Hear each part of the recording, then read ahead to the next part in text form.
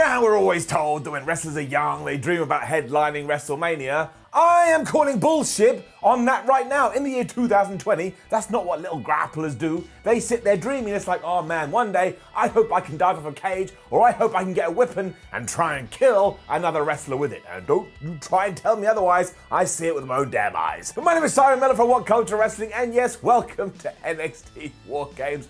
I think I just summed it all up. Before we do get into all of that though, a moment of your time if you so please, because for the first time ever here on Ups and Downs, we have teamed up with the undisputed king of trading cards, Topps, and their WWE Slam app to give you a little bit of something special when it comes to WarGames. And Miller, what is the WWE Slam app, you ask me? Well, do you remember back in the day when you used to collect a bunch of stickers or cards and you'd have that weird plastic thing that you'd put the cards in and then you'd lose it because you were a stupid kid? Well, now you can do that, but within the confines and the delight of an app. You can download it on iOS or Android, and there are thousands of cards of WWE superstars, past and present. Better still, you can even trade them with your friends or random people from around the world. You also get some crazy cool artwork, and I don't want to be that guy, but if anybody does have an Elias card and you want to gift it to me, I would massively appreciate it. Like, I am using Adam Cleary's account, WCAdam, but look, he got kidnapped and he don't exist anymore, so I don't really see the problem. But the reason we are partnering up with them today is because they have just released some special WarGames cards to tie in with WarGames that you can download in the app right now. And if you are very good and on your best behavior, I may even show you some of them throughout the video. So please do make sure you download the app and check them out for yourself. I promise you're gonna have a good time. So yep, do make sure you check that out, but as for now, take the finger of power and let's up those downs for the latest NXT TakeOver WarGames.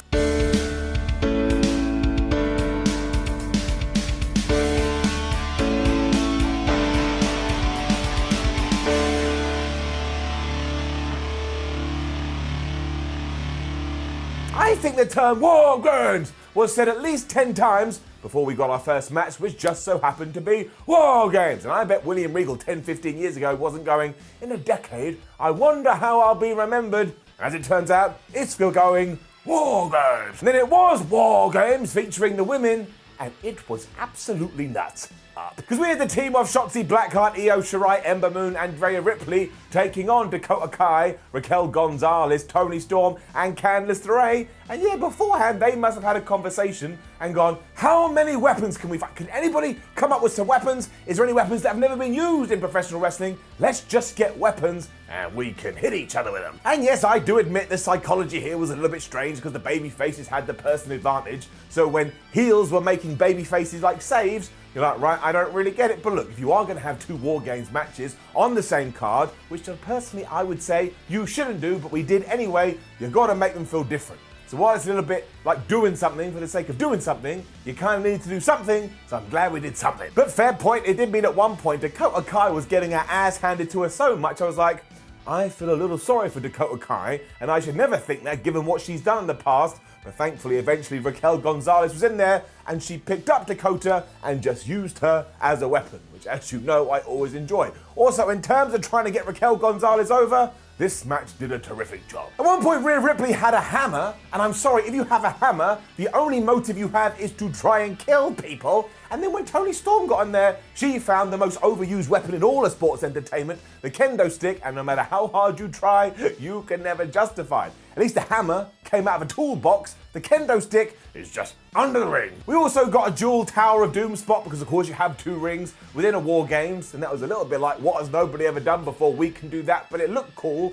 And the real twist in the tale came when Io Shirai wanted to get into the cage, but she couldn't because of that damn Indy Hartwell. Because the champion got separated from the team and locked out using a chain that went around the door. And this is when I thought this got really good because the psychology had then flipped back. The heels are in control and the babyface is like, oh, what are we gonna do? The NXT Women's Champion's trapped outside. And it got a little bit stupid when Candice LeRae had a pinfall, but the referee wouldn't count because Io hadn't got in there. But don't worry, as Shirai had a plan, thinking that she was, I don't know, Snake from Metal Gear Solid, and she was sneaking into a tanker. She climbed to the top of the cage, put a trash can over her head, and then just dove from the top onto everybody else. I mean, if you had told me this was the first concept of the Wright brothers plane, I would have gone, okay, yeah, that makes sense. I mean, she just crushed everyone and then went and found the hammer, and that's when I was like, yep, everyone in this match just wants to die. It wasn't bad enough that I just hurled myself from the ceiling in a metal rim. Now I'm gonna get a hammer and I'm gonna smash your skulls. There was even more weapons shot, including Kai getting the trash can, putting it back over Io Shirai, and then stomping on it, and I tell you, that had to suck. And then the garbage can became the MVP because everybody was using it. I think at one point they were all looking like, well, that's an enemy, that's a friend, but where the hell is the garbage can? The ending too flubbed me sideways because Io Shirai was gonna go for a Frankensteiner onto Raquel Gonzalez, but she stopped her, picked her back up, and just hurled her through a ladder before she got the pin to get the 1, 2, 3. So like I say, not only have we now turned Raquel Gonzalez into a bigger monster, but she is going to be your #1 contender. Oh, if it turns out that Io Shirai isn't able to ever defend her belt, I'm not going to be surprised. It just looked like it hurt so much. I mean, just the effort, the risk, the insanity, and you won't be surprised to hear that it sounds like Candice LeRae broke her arm, and of course that sucks when Shotzi Blackheart basically came off a ladder and crushed it because it was in a chair. I mean, obviously I never want that to happen, but how we were ever going to get through this without some kind of injury, I don't know. Just nuts. And then Tommaso Ciampa and Timothy Thatcher went completely the other way, and it was still pretty damn good. I mean, they basically treated this like an MMA fight and spent the first 5 or so minutes grappling and just trying to get some shots in. I know that's not everybody's cup of tea, but I really appreciated the diversity and I appreciated the variety. Even the referee was running around going, hey man, are you okay? Hey man, are you okay? It's like, of course they're not okay. They're trying to rip off each other's limbs, especially Timothy Thatcher. He was going after Tommaso Ciampa's neck. We also saw Thatcher throw Ciampa into the apron. He responded by biting back. And that's when I think both dudes decided, all right, so you think you're tough, and you think you're tough, well, let's take this up to number 92. I mean, Thatcher even chopped Ciampa's neck at one point, which is an absolutely bonkers thing to do, and he was bleeding from the ear, and I'm sorry, at no point in any wrestling match in history has somebody in the back gone, make sure you cut your ear open, so that definitely happened the hard way. At one point, it looked like Ciampa was going to win with the most devastating move in all of sports entertainment, but thankfully he did not, because you do not end a match like this with a move like that. So instead, hit the draping DDT thing, the Widow's Bell, which also looked like it broke Timothy Thatcher's neck. I guess that was meant to be ironic. And he got the 1, 2, 3. But no one really won here, and no one really lost, because after it, they just looked at each other like, my word, that is one tough son of a bee. And I bet they've become a team now, and they can be called the Tough Twins. And if you do want to get into who should have won and who shouldn't have won, that's fine. You do whatever you want. But this was just a hard-hitting contest which kind of told the story that this was real and everything else was fake. Still, it did kind of feel real. And on the note of two people that just wanted to damage each other, Cameron Grimes versus Dexter Lumis in a strap match. Grimes kind of tricked Lumis early on because he was just waylaying on him before the referee could even start the thing, because he wasn't allowed to until the strap is officially placed around each other's wrist. But even when we had done that, we were pulling each other off barricades, we were throwing each other into aprons, we were just doing everything we could to make it look like this shit really hurt. Grimes even got a bag at one point and put it over Dexter's head and then just started whipping him. I suppose when you can't see something, the move hurts twice as much. And from there was a lot more whipping. I mean, I get it, that's what you do in a strap match, but it was just like this. That's all the noises you heard the entire time, but then that wasn't enough, so they were like, let's get some chairs. Honestly, I can't remember a pay-per-view that had this many weapons on it. And Lumis used said chair to pull Grimes' face right into it, and he must have lost some teeth, and then he took the strap and he wrapped it around his face, and he basically choked this poor man out. And I know, I get it, Simon, this is very much like the John Moxley, Eddie Kingston finish. Yeah, well that was a great finish then, and it was a great finish here. I honestly thought Cameron Grimes was about to die. And it was just another match where two guys didn't care about their whole health. That was the theme of the entire takeover. Everybody just wanted to do such a damn good job, they forgot that it's really important to be able to walk the next day. We then got a tease for Karrion Kross next. We had all the TikTok stuff, meaning he's probably going to come back from his injury far sooner than I would have imagined. But I do have to say, why does every time there's a tease, the commentators go, I don't know what's going on, even though the audience goes, well, I know what's going on, because this whole thing ties in to Karrion Kross's shtick. We've got to stop that. You can figure it out. You're meant to be smart people. Right, Johnny Gargano versus Damian Priest versus Leon Ruff for the North American Championship. I know, it was absolutely ridiculous at points, and it had a lot of gaga, but in terms of the meat and bones, I'm giving it up. The idea, of course, if you have been watching all of this, is that Damian Priest doesn't want to fight Leon Ruff because he kind of sees him as a child. Leon Ruff was offended by this, so he keeps attacking him, and at one point Damian was about to break before, of course, Johnny Gargano saw this and skirted in, and for a brief period, we actually had Ruff and Gargano beating the crap out of Damian Priest. It also made Leon look like a goof because he actually trusted Johnny for a little bit. He was all bigging him up, going, yeah man, get him. And of course, as soon as he turned around, whap bam, he got smashed with a spear. Priest then got back into this, but he couldn't take it when Leon just punched him in the face, and he just snapped and went crazy. He picked him up in the razor's edge position, and he chucked him through some of the plexiglass on the outside. Now, he did look a little bit like a dad that felt bad for smacking his son, but honestly, if you thought once again Leon Ruff ain't gonna come back, nobody would have blamed you, and he did get carted away by the officials. And of course, from that point, you knew what was gonna happen. Leon was gonna make his triumphant return later on, and he did. And it was a little bit contrived because Damian Priest was kind of like in this position, and Leon Ruff jumped off his back and smashed Johnny Gargano right in the face.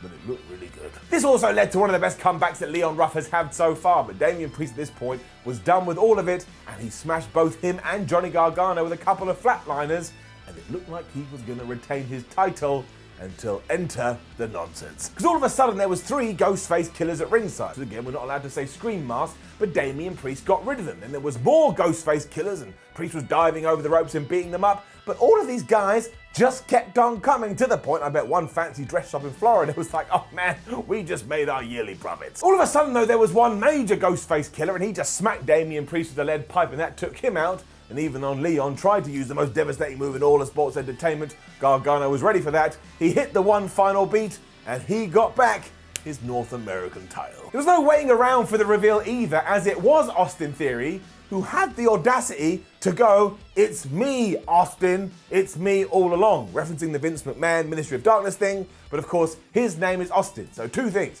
1, nobody gets to do that unless your name is Vince McMahon. You do not take that moment and make a farce out of it. And 2, you do have to admit, this finish was a little bit too much. I mean, there was honestly about 70 of these dudes, and even though we know one is Austin Theory, who the flub are the rest? Like, on NXT on Wednesday, they're going to stand there and go, "It's me, Steve, it's me, Darren, it's me, Bill." I don't think we are. So because of that, just too much. Down. So I guess it was a little bit like a roller coaster. You felt a bit sick when it was done, but you did have a good time. And we also found out that in the first Wednesday in 2021, NXT is going to have a special, going to be called New Year's Evil or something. I wonder why they're doing that. As ever with NXT TakeOvers, we were then having our main event, and it was the second WarGames match between Team Undisputed Era and Team Pat McAfee. And if you want to tell me this is the best WarGames match you've ever seen, I ain't going to argue with you. If all of them came out of this safe, well, more power to them is getting it up. We also do need to talk about Pat, because he makes no sense. He's only been doing this 7 seconds, and he's flipping great at it. I think we've been lied to. I think secretly he's been training for the last 20 years. When he got in there, the first move that he did was like this picture-perfect moonsault through a table on Roderick Strong. And honestly, it's one of the most beautiful things I've ever seen in my life. It did start with Kyle O'Reilly versus Pete Dunne, which you always knew was going to be good anyway. And even though Pat McAfee wanted to be the next guy in, only Lorcan was like, I'm going to take my moment. And then he probably went on Twitter, hit the caps lock, and did a little bit of a tweet. It was all designed so that the heels mostly had the advantage, and I just think that suits the stipulation better. But when Danny Burch got in there, he was using a cricket bat. A cricket bat. I don't even think Americans like cricket. When they do watch, they go, baseball's a lot better, and they ain't wrong. I mean, this one was like kendo sticks. Why the hell would you have a cricket bat anywhere in a wrestling arena? And what were they gonna do after they had used it to smash someone over the head, to do some cricket like boom? Let's have some tea. When Pat finally got in there, he proved how busy he'd been during the pre-show, because he revealed 4 tables that each one had an Undisputed Era name on it. And then when Adam Cole arrived, he went under the ring and got a fire extinguisher, like he'd be embarrassed to use any of the weapons we'd already seen, and he had to find something unique. All 8 men were just starting to brawl, and people were going through tables. And there was one funny bit when they tried to throw Pete Dunne through the Adam Cole table, you know, the one that Pat McAfee had made, but it didn't work. And I was like, of course it didn't work. It has the wrong name on it. But the truly nuts moment is when everybody else was just fighting it out, and Pat went to the top of the cage, and he went to do a senton into the crowd.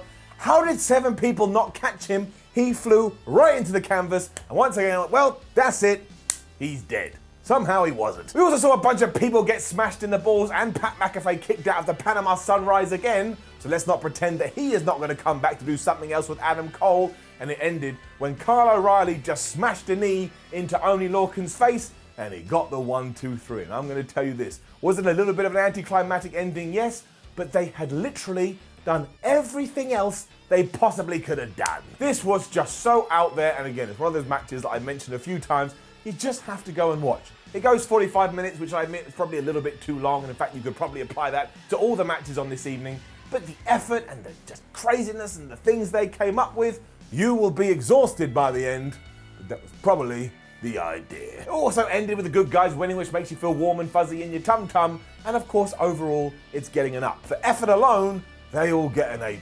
Now, don't forget to leave a comment below and let us know what you thought about NXT TakeOver WarGames. Like the video, share the video, and subscribe. Head over to WhatCulture.com and read articles about WarGames. Stay up to date. Do the same on Twitter. Follow at WhatCulture WWE and watch more videos here on WhatCulture Wrestling. Otherwise, I'm going to come down and I'm going to click it for you. My name is Simon from WhatCulture. Thank you for joining me. And of course, make sure you join me throughout the week for all the ups and downs. And join Gareth on Wednesday when he ups those downs for NXT. We will see you then.